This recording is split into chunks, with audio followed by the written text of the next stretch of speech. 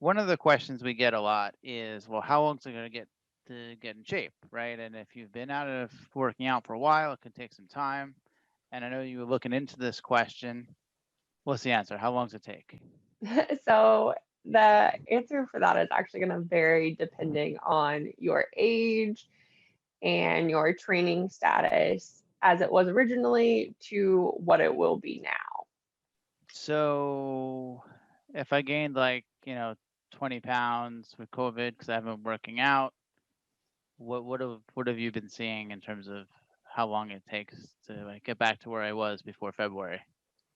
So if you're in the age range between 20 and 39 actually, and you were physically active for a year or longer, and you've only gained a little bit of weight because 20 pounds is in between a little bit and probably moderate amount of weight to gain. It's actually going to take you a quarter to half the time that you have been out of the gym to return back into shape, as long as you're returning back into the same type of conditioning you were doing before. Well, what if I've been working out for like 15 years? Does that mean it's going to take me 5 years to get back into shape? No, so it's the amount of time that you were out of the gym. So if you were out of the gym for 6 months and you have that 15 years, then it's going to take you a quarter of the time of 6 months. So the quick math is probably 2 to 2.5 months to get you returned back to around where you left. Is it going to be the same like for people who are, older? And is it the same age levels? No, so your age levels are going to vary. So if you're 40 to 59, it's going to take you half the time to about two-thirds of the time that you were out of the gym to return back in. And if you're 60 plus, then it's going to take two-thirds of the time or more to return back to the gym, just because as you age, your hormone levels are going to decrease, specifically testosterone and estrogen. And those are the main hormones that make sure that our muscle is growing and functioning properly, as well as the quality of muscle that we're producing. And then as we get older, around the age of 50, science has noticed that we will actually start to go through cellular decay, especially within your muscles. So your muscle size will decrease annually around 1%, starting at the age of 50 and continuing onward.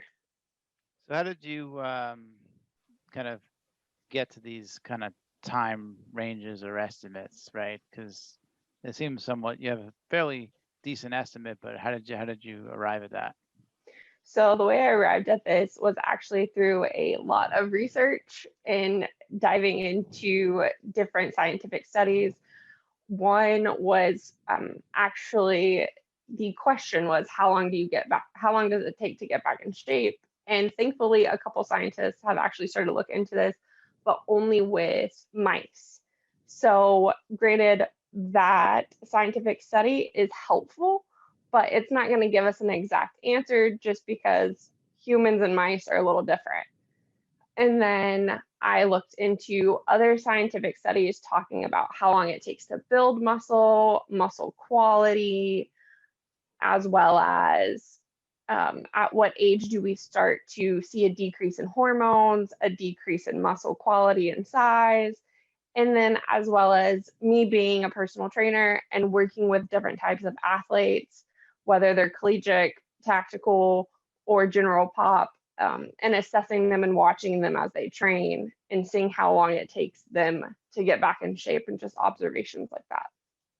So you work with a lot of new members. If you could give a prospective member coming to San Steel or any other gym who've been out of shape for a while, maybe 6 months, some tips that you've learned, right? And like, you know, think about like what are maybe some new member mistakes they might make when coming back from not working out for a while. What tips would you give people to keep in mind when building a new workout plan or starting to work with a personal trainer?